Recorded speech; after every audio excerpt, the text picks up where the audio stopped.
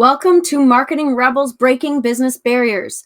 You've joined us today for a special series called Marketing Momentum for Mental Health. And we have Carol Jean here today. She's going to hop on here and tell us a little bit about herself, why this topic matters to her, and why it should matter to you. Welcome to the show. Hi, Shauna. I'm so excited to be here. This is a definite hot topic in my world because everything I do is around our energy mastery and the relationship that we have with our energy every day. That's perfect. This is hey, look, usually we kind of sit here for a little while, but let's just dive in because truly your world is this. It is mental health. It is sustainability in all the things that you do in life and in business because you're an entrepreneur as well. Can you tell me a little bit more about the starting point of your experience with mental health, personally and professionally, of course? Personally, it started at age 6 when I had my very first burnout experience. And for most people, they think, oh gosh, that's so young. But in my global spicy research over the last 3 years, what I am discovering is that this is not so unusual, especially in developed countries, Canada, the United States, Australia, United Kingdom, and parts of Europe. And the reason we start to see burnout happening at such an early age, and I was born in the 70s, y'all. So, you know, I will be 50 this year. So this is something that has been around for a while. This is a conversation that people just have not been having because it hasn't been something people recognize. And the way that it showed up for me was starting preschool and around age 4, because it was then that my environment was changing. The demands were changing. And that is truly the heart of where we start looking at our energy management. How do I regulate myself? How is my environment? How is, what is my schedule? What are the things that I'm doing? But it mainly comes back to who am I being? And for so many of us from a very early age, we start masking and camouflaging. We start Right. to try and live up to the quote unquote expectations, the societal norms that we perceive. Well, this followed me for 40 years, 4 decades, and I experienced some level or degree of burnout for that entire time. Whether it be a ghost pepper level 5 when you're so hot you're not, or, more towards the jalapeno level 2 where you just got a little extra spiciness happening. Right. But that fell into and followed me into my career and my work life. So much so that at one point in my career, I experienced the worst burnout of my life, where I was a ghost pepper level 5, and I had a degree of 10 out of 10 in the degree of heat, which meant it was so hot that my entire body started to shut down. Because when we're talking about our mental well being, what we are also talking about is not just our thoughts, not just our emotions. We are talking about our physical existence because our body is what sustains and how we all integrate. It isn't just one element or another. It is this holistic homeostasis within all of these components. And how are we looking at ourselves not as individual parts of who we are, but as a whole? And that really does transform how our energy shows up for us to live our passions, to live our dreams, to thrive and do the things that we are so incredibly joyful about in our life. The idea of having that mind-body connection, people are always blown away by it, aren't they? People are blown away. And I find it a little bit funny from the point of view of even neurology, because we talk about mindset and mental health and mental well-being, and your mind is a part of your body.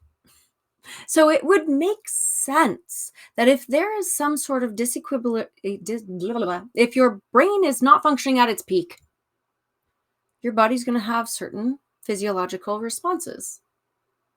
And so if you get to the point where you're 10 out of 10, you're hot and spicy, right in the thick of it, ready to completely give up, burnout, makes sense that your body's going to feel it too. Your body's going to start, if it hasn't already, getting sick, slowing you down, maybe even like stopping functioning. I've seen people be admitted to hospitals. Cause of ailment, stress. And yet we're not taking this seriously. Not seriously enough to open the door to have the conversation so that more people can recognize, which is a really important word that you used right off the get-go. People aren't recognizing. So how can we put ourselves in our community globally even? Really, let's start small, but move onward. I'm always about big picture. How can we move us into a space where we can recognize and support ourselves and those around us when we see we're leaning over, we're getting into the at least the beginning levels of burnout here? What can we do? The first place is to start recognizing that I use the 20 major warning signs that you may be experiencing burnout. And it's really important to recognize that there are two elements to burnout. There's an external piece and there's an internal piece. And when we are experiencing burnout, we are recognizing, we are feeling, we are thinking, we are experiencing the physicality of the internal component of burnout, how it impacts us once it's actively happening, right? Here's the thing though. Once we're experiencing those warning signs, once they are activated and we're going, holy cow, I used to be able to do this particular thing in like 30 minutes. Now it's taking me like an hour and a half. And it's just like In the there. brain fog is kicking in and, all of the things. It's like you find yourself being more irritable. There's all these different elements, more joint pain. So like there's physical, like headaches, there's lower back pain. A lot of GI issues Mhm. are some of the most prominent things that I hear about when we're going through these warning signs. But that's the second place that burnout shows up. It's where we recognize it. However, there's the external component to burnout, and it is in our external world where we have burnout signposts, or what I call them. And that is how it starts to show up in our external world. And they're glowing neon signs. But if we don't know what to look for us, each person, then we're going to miss that first place that we could catch it to stop it before we feel it. Right. Right. And so is this where we're starting to talk about, because you mentioned this right at the get-go, this idea of emotion and energy regulation. Yeah. Oh, energy mastery. Yeah. Now, in burnout, we are masters. We are already energy masters. We have mastered where our energy goes out. It is flowing out. We have got holes in our energy bucket, right? We have not yet managed to master how to bring energy in. And it is because it is not talked about. It is because it is not taught effectively. And it's because it is usually talked about in the context of quote unquote self care. Mm, And it's usually very vague, very generalized, go have a massage, take a walk in nature, unplug from social media for a little bit. And all of those things do work. However, they are so small and they are sometimes not what is most impactful or effective for the individual. And it is such a tiny component. So we have to really look at such much bigger issues because we are all saying on a daily basis, and 88 to 89% right now statistically, research is showing that that is the number of adults who are currently experiencing some degree of burnout at work right now. However, my research shows that we have 93% of people who are experiencing burnout right now. And not only within that 93%, 33% are experiencing a level 4 habanero burnout, right. which means that this is a place where other people are recognizing you're struggling. It's not just you feeling it, it's also other people recognizing it because it's starting to impact and show up in your external world, in your emotions and your thoughts and your feelings and your relationships. This is a big one in our relationships. And especially, if we're entrepreneurs and if we're women and we're moms, then, we have a lot of societal norms and expectations that we've been living to that really impact our energy. And so here's something I want to share that is very, very important. You can't have more energy. And we're always talking about, I want more energy. I want to do these things to like up my energy, right? You can't have more energy if you don't have a relationship with energy first, your energy first. And most of us have not had this conversation. We recognize what it feels like when we're tired, when we're drained, when energy is flowing out. But Sean, I'm going to ask you, how often do you pay attention and recognize, and with intention, feel and experience how energy flows in for you? Ooh, I love that question. I particularly love it because I have been kind of living in this world, this conversation for a little while.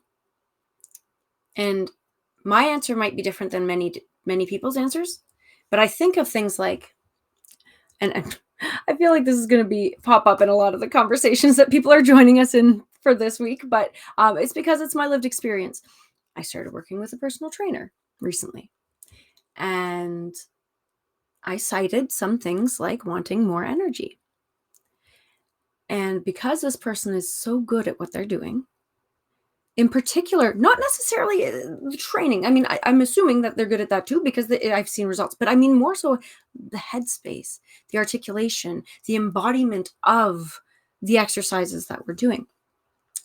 I've started to notice when I'm walking the kids home from school, I've got power. And it's intentional. It's very aware. And I think that's cool.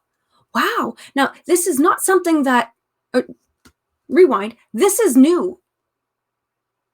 Because typically I wouldn't have thought to myself, wow, there's energy there. And appreciating that space and going, holy cow. I feel like I could go for a walk today. Like, I mean a walk. I mean, I feel like I could walk down to the next town and back and feel good. And I'm cognizant of that and appreciative of that. And I sit with it. Not literally sit. Usually I Oh, continue to I walk. love, love, love, love what you just said. It's new. Because when we're talking about like typical self-care, and one of the things that I hear most often is, I don't have the energy to exercise. Yeah. And, we started this conversation talking about the different components of our energy and of our well-being. And it's not just our mental, it's not just our thoughts, it's not just our emotions, it's also our physical body. And one of the things that I learned about 8 years ago when I started this journey at 42 in particular, I started running for the first time in my life. And before, I've always been an athlete, but I've never been a runner. Mm. I'm not really built like a runner. I hate it. I'm a tennis I'm player, on I'm a board. volleyball I'm on player. board. Me and running, I've had to have this conversation with my friend. Look, I don't wanna. But what's interesting is through a search to find, because I do not meditate. Mhm. I wasn't a meditator. Like, it gave me the hives, the heebie-jeebies. I couldn't sit still. My brain would not slow down. I don't know what the heck you're talking about. Breathe. I can't. No. Like, I'm holding my Like, breath. that was not my jam, right? Yeah. Well, I was probably at my physical heaviest because I had also a lot of co-occurring health conditions that burnout was really exacerbating everything, right? It impacts all of these things. And there was just something in me that said, I just have to move my body and I don't care. Mhm. This sucks and I hate it. This is miserable. I'm in the deep south. I'm sweating. It's like 100 and something degrees and the humidity is like 100%. It's like I could wring water out of the air. But there was this part of me that once I just started, I found this rhythm in my body. And it was that vibration and that rhythm that I started to recognize, holy cow, I'm actually found my own way to meditate Mhm. that doesn't make me want to run screaming with my hair on fire. And it was through that that I found, I used to think that I had to have the energy to work out and exercise and move my body. But here's one of the things that I teach around kinetic rest, because I teach 7 forms of energy other than sleep, because when you're in burnout, your sleep is crappy. Let's just be Yeah. honest. Most people's sleep is so disrupted. And it's really hard to get into good sleep. What I found was there are these 7 other forms of energy. One of them is called kinetic energy, and it's about moving your body. And it's not about high aerobic, it's about strategic types of movement. It can be yoga, it can be, I did like gravity body weight movements, but I used to believe that it was going to cost me energy that I didn't have to do it. And so I didn't do it. What I have found and what so many of my clients have discovered, and this is part of one of the workshop things that we do that is so fun. We do dance and music because that's rhythm, vibration, and Love moving your it. body, and it impacts all the good stuff, right? All those feel good endorphins and things are coming out. But what I found was when you move your body, when you are physically doing things, they actually make you feel stronger, like you were talking about, right? Like when we feel strong, it impacts our mental well being and our mental state, but it also impacts our energy because we can do something that we're exercising and we think this is going to cost us and we're going to be tired, but we actually gain energy. We gain more than we expend. So we have an ROI, folks. And those of us in business, we Yep. want ROIs. That's a big bang for your buck, right? And so it's these types of things. So music, listening to certain types of music, energy has a resonance and a frequency.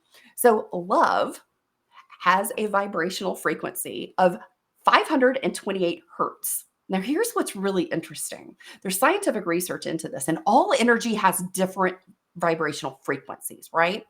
And they all have different impacts on your body, way that you feel them. That's why you listen to a song that you love and you're like immediately feeling upbeat, you're dancing, you're smiling, right? And when we smile, whether we are doing it by force or by natural things, that actually releases the same exact endorphins that we do if somebody makes us laugh, if we just smile, even if we're faking it, kind of smiling, right? But all of these things have a vibrational frequency. Love is one of the highest vibrational frequencies at 528 hertz. And it is the one that is also called the miracle frequency because that is the exact frequency that is used to repair DNA. Well, damn. That's beautiful. Like it's poetic. That is poetic, and that's grounded in science. That's grounded in hard sciences, the irrefutable. So every single thing you do, your kinetic energy, your emotional energy, your mental energy, it has the capacity to feed itself, provided, because like we said at the beginning, when I was saying I'm working with a trainer and you didn't like to run, I said, I don't like to run. Well, you need to find the thing that works for you. That's where the asterisk comes in, right? And that can feel really daunting and like an energy suck, because if you try something that doesn't work for you, then it doesn't work for you, right? Then it really does live up to and fulfill your preconceived notion that it will drain your energy. How do we circumvent that? And can we? Play. We can. We got to play. We got to play. I go into big corporations and I do half day workshops and I come in and I do six of the 7 forms of rest, of energy, right? Of energy recharge. And it's all about play and exploration. The best thing that we can do is to not go in with these stories around who we are if something doesn't quote unquote work for us. But it's about the exploration and the play. It's about being playful. And this is one of the most incredible impact places that we can really look at for our energy. And it is how can I play with this? Put your lab coat on. Be the biggest experimenter in your life. There is no judgment here. It is just exploration of what works for me, what's fun, what's light, what's easy, everything that I do. Because we got into burnout by being very serious. Very serious. Like, I've got to be professional and I've got to do all of these things, and this is what it looks like, right? And that is draining. And we forget that play is very professional. Play is one of the most professional things you can do because when you are more playful, your brain and your body shift into a place of possibility. You're more creative, you're more innovative, you are more connective with other people. And when we're talking about mental health and our well-being, and we're really talking about energy, some of the most beautiful places that we get and gain energy from is in connection with others. That sense of belongingness.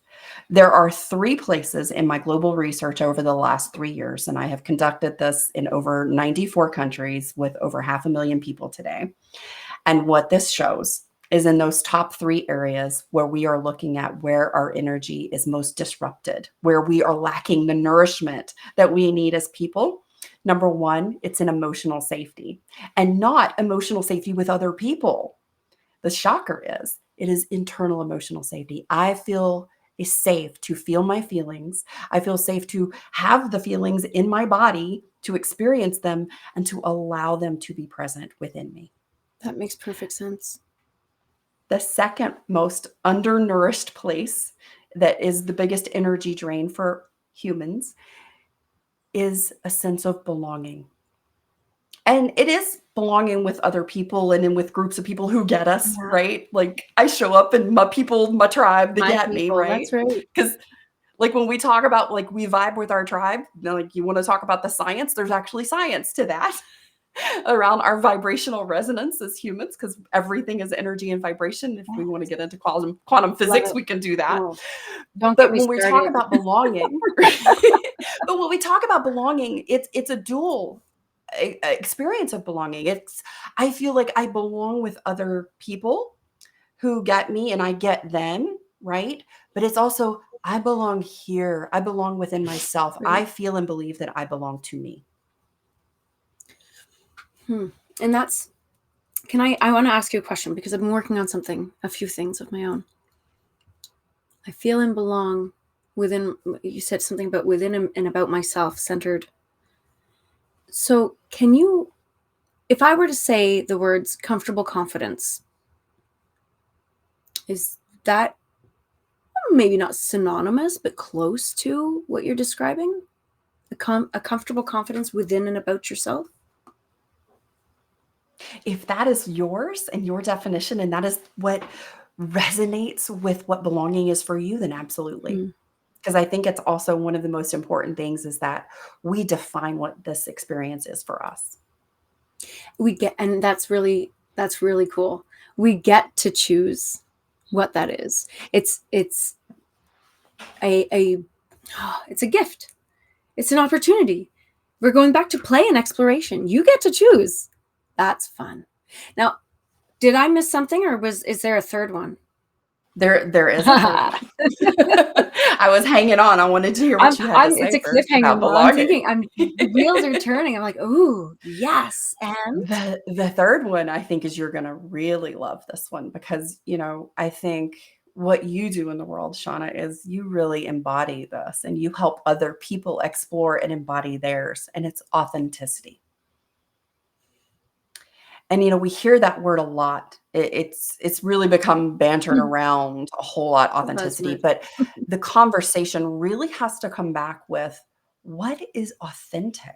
And we talk about masking and camouflaging being some of the big tools that we use in survival mode, when we are trying to do all the things on our to-do list and be all the things we think all the people in our life expect us to be. Yeah.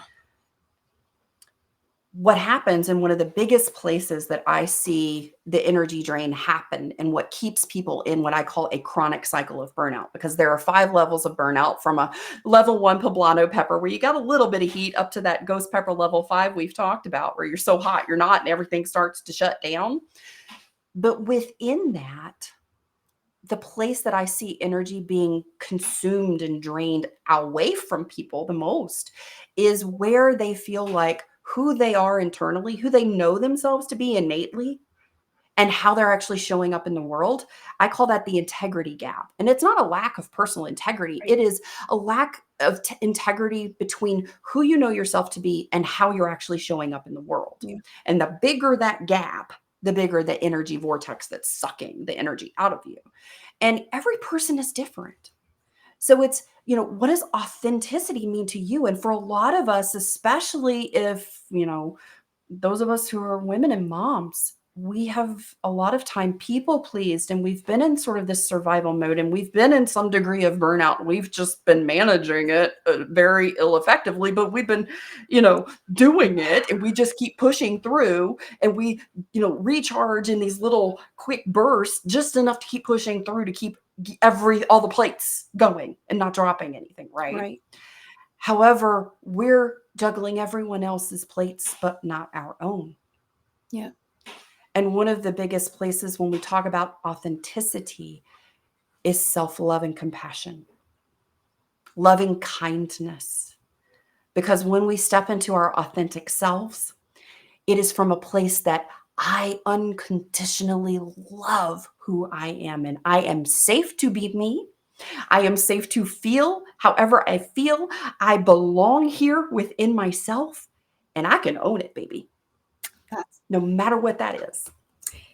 ah, that's so perfect. I love that so much. And it's true. And it's something that you have to kind of ease into because it can feel very scary, especially for people who are doing something else that's scary, like running a business, taking care of a family, taking care of yourself, having the courage to switch your attention from one thing to another because you know authentically what will fuel you, what will give yourself love, can be very scary.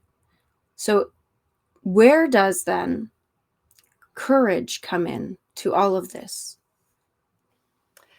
I think it begins with something more critical first.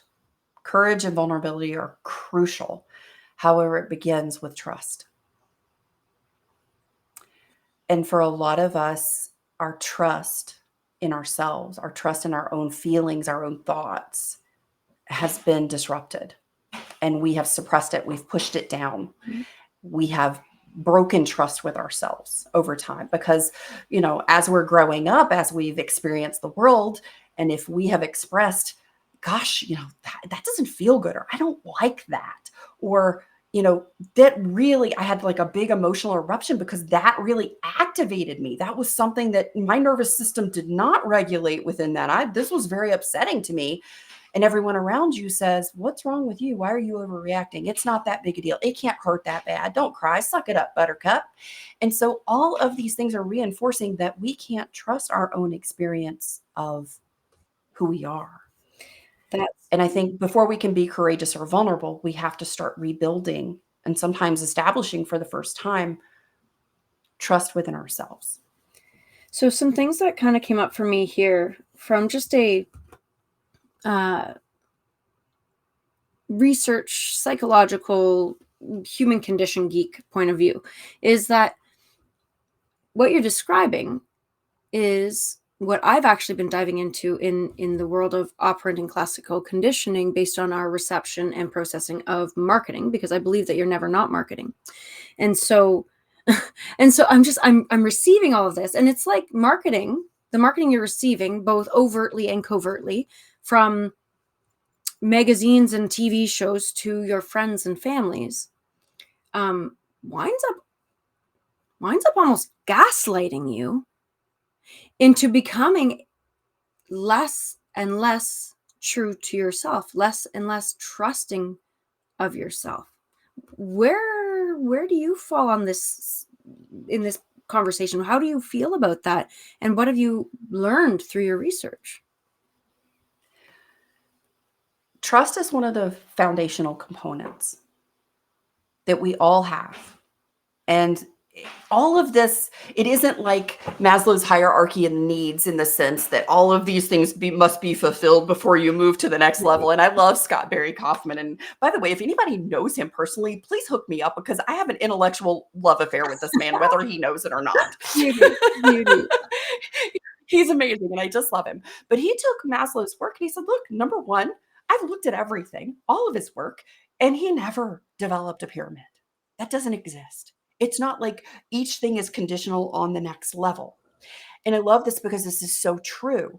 And so Scott Barry Kaufman took it and said, okay, we have all of these human needs, right? We have love and belonging. We have physical safety needs. We have self-actualization at the top of this. And it all happens simultaneously. And based on, safety is sort of the bottom of the boat and you don't want holes in your boat. And if we look at it, how our boat is constructed, trust is one of those things. Right? That comes into safety because we don't feel safe in the world if we can't trust how we view the world. And we can't step into authenticity if we don't trust what we're experiencing in the first place. Yeah. And it's not like we have, and I'll say this with a lot of love, we have to start with loving ourselves because we don't trust something we despise. Right. Can't be authentic if we don't love it first. And I think one of the places that transformed this for me, because I did not love myself. I couldn't tolerate myself. I disgusted myself for a very long time. And I had a mentor give me an exercise for 30 days. And I will share this with you guys. Have fun. It is an exploration that will activate parts of you. And when they get activated, it is a beautiful gift. So you stand in front of the mirror and you look at yourself full on and you say, I love you. And you can say, I love you, state your name. Now, that's where you start. I did that and I went, oh, this is so uncomfortable. Mm-hmm. And it's not true. I am lying to the person in the mirror and I can't stand the person in the mirror. So I got a little handheld mirror, one of those little round ones you put in your purse. And I held it off to the side and I kind of tilted it where I could see part of my ear and maybe part of my eye. And I said, I'll hold space for you for 10 seconds. That is where I started. But what is really interesting, and I have something I call reflection work that I created as part of the unveiling method in our self-care from the inside out. And it's called reflection work. And we actually engage the mirror neurons. So we're using a mirror, but we're also engaging mirror neurons in our brain. Love it. Auditory, because we are a sensory people. We got to remember we don't have 5 senses. We have 7 senses, folks. And all of these things are components of how we experience something. So you can start with whatever feels good for you. It doesn't have to be I love you. It can be I like you. It can be I will hold space for you for 10 seconds. But to say that 10 times and try and do this 3 times a day. So I usually habit stack it. When I started, I was doing it when I brushed my teeth. So I was like, okay, twice a day, I can handle this. I had to work up to it. But what was really mind-blowing for me, and I've seen so many of my clients, everybody starts in the same place, guys, so don't feel bad. It is a point of massive fear and resistance. Your body and your nervous system will be so activated. Mm-hmm. This is so painful and uncomfortable, especially if you really don't like yourself at all. And the trust begins here because I can trust that even though I'm doing this and this is really uncomfortable, that there's something more. That it's a possibility. And I believe in being a possibilitarian. And that's Robin Sharma's word, and I just love it. He's so wonderful. But through that, by day 4, I went from that little tiny hand mirror and basically saying, I will just hold space for you for 10 seconds. That's all you get. That's all you're worth, right? It Yeah. comes to our worthiness. Mm-hmm. Then on day 4, I had gotten out of the shower and I was putting lotion on my legs. And I had worked up to the big mirror in the bathroom at that point. And I was actually saying, I love you. But I wasn't feeling it. On that day 3, I wasn't feeling it. And I stood there and I went, now dang it, I want to feel it. I want to feel love for myself. I never even thought about that. I never thought I feel love for other people, but I've never felt it for me. And I want to feel that warm, like spread through my whole body, makes me smile. Oh, yes, goodness. I want to feel that for me, and I don't. And at the time, my sweetheart was sitting on the other side of the bathroom wall at his desk. And I said, I want to feel love. And I just happened to look around the wall, and I looked at him and I smiled, and I was just thinking, I love you, you handsome hunk of man. I just love you. And my body filled up with that love, that physical feeling of love, that warm, tingly smile, joyful feeling. And I thought, this is it. This is what I want to feel for me. And I went, okay, hold it, lock it in. And I walked around in the door, and I stood in the front of the mirror, and I said, this feeling right here, it's love. And I want to feel this for you. I love you, Carol Jean. And something changed because we have this wonderful thing called neuroplasticity. Yes. And something changed. And the next day, I had gotten out of the shower and I was putting lotion on my legs. Now, normally I look at my legs and go, gosh, you got some thick tree trunks and some skater ankles, girl. And do you know, I did not think that. I was putting lotion on my legs and I was laying back on the bed. I was being very, very luxurious and putting lotion on that day. And I looked up at my leg. I'm 5'10". I got long legs. And I looked up at it and I went, oh my gosh, they're so pretty. And I caught myself. And I went, wait, hang on a minute. That is not normally what we say around here. Yes. And I went, but I don't feel that way. I actually think they're pretty. It transformed the way I saw myself. But what I've discovered for myself, and what I've had so many clients come back and they have shared with me, and this is the most beautiful place, is that when we start to feel that and we start to experience that love for ourselves, we start to trust it the longer we feel it, and it starts to show up in how we behave, how we choose what we do in life, the compassion, the grace, and the kindness that we give to ourselves, that loving kindness. I had a client last week that told me, I said, how's it going with reflection work? How's it still showing it? This was like, 2 months later, because I still check in as we still touch points, right? And she said, I was doing my energy appraisal. And I was thinking, as I looked at my calendar, I've had all of these meetings today. And normally I would push through and try to cram in some stuff at the end of the day because I feel like I was in meetings and I didn't get my to-do list done. And she said, you know what? I said, what? She said, I didn't. Yes. I had you in my head. I had me in my heart. And she said, do you know what I did? I said, you know what? I have done enough for today. I turned my computer off and I went and snuggled with my dogs and I went and walked. Oh, that's beautiful. And she said, I didn't feel guilty. That's the key. I didn't feel guilty. Good for her. Man, I love that. And it actually is very empowering if I'm being perfectly transparent, because I've been kind of practicing the same sort of thing for the last quite a while. But I've seen, though, at least the last half a year, that internal permission, letting it be okay. At the end of the day, just to let everybody know, I have a fun, we can call it a resolution. Sure. Because I decided I'm making fun resolutions. I'm tired of these big, I'm going to lose 10 pounds baloney. I'm tired of that stuff. I want to have fun. I want to try this is not my resolution, but I've seen this done. I want to try as many different types of pasta as possible in a year. That's a fun resolution, right? Like, that's awesome. My resolution is to watch all of the Marvel movies in chronological order, not in order of release, in chronological order throughout the year.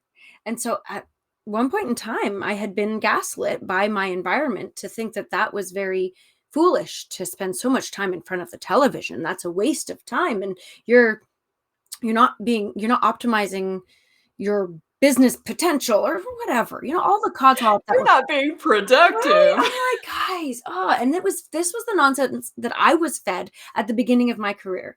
Take TV out of your life. Take this, make sure that you join the 5 a.m. club or listen to podcasts while you work out or whatever. Instead of, like, for me, I would prefer to listen to music while I work out. It amps me up. If I listen to a podcast, it's a little more cerebral and I won't have that positive correlation. You know what I mean? So no, I'm tired of it. I'm tired of it for everybody. All this preachy deechy stuff. I know. Listen, do what works for you. And for me, at the end of the day, like this lovely woman, I'm recording back to back. I'm showing up for this social media event, this networking event. I'm creating for my clients. I'm doing all sorts of things. And I'm feeling a little bit tired. You know what?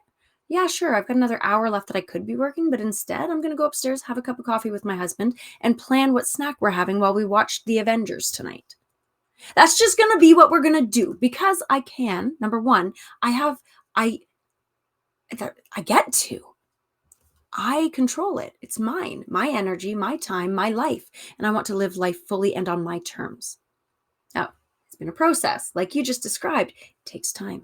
I worked with an Ayurvedic health counselor for a long time who was teaching me self-love and compassion, how to look in the mirror and say, I love you, to different parts of my body. It took a long time, like you described. But we can get there. It takes a lot of dedication, a lot of really weird feelings, if I'm being perfectly honest. Lots of uncomfortable feelings. Yeah, but it's doable. And I just want everybody to know that you have a community here within Carol Jean and myself, as well as everyone else who's participating, who will support you and cheerlead you along your way. Now, that said, Carol Jean, I want to invite you to share some final thoughts about the very wide array of topics we talked about today.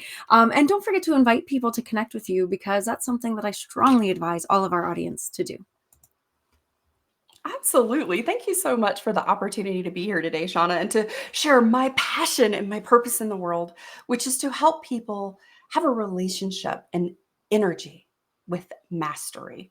Because we've mastered how it flows out, but I want to help guide you to your energy mastery and how it flows in best for you. One of the things that I talk about so often is Shauna said something really important just now. She said, I get to. Not only do we get to, I allow. What are you allowing within your life today? Take a moment and just ask and reflect. What is my relationship with my energy? What do I allow to come into my life? Where do I see the possibilities? And where am I making it light, fun, and easy? Where is the play in my energy? Because there is so much impact when we are light and playful, when we are exploring new things, because so much of this journey can be very uncomfortable. Please join me for a 9-day energy up level over on my podcast, Beyond Chronic Burnout, and we'll dive into some of the barriers and the different elements of energy and energy mastery. And this is a great place to begin. And I love to invite you to join me. Oh my goodness. Beyond Chronic Burnout. I'll tell you, this is not only a great place to start, but a great place to kind of stay in Carol Jean's world. So please do reach out, and don't forget to like, follow, subscribe so that you don't miss the next episode, not only of this series of Marketing Momentum for Mental Health, but also the subsequent conversations that we have here on Marketing Rebels, which address all of these sort of things and more. I can't wait to see you next time. I'll leave you to have a great rest of your day.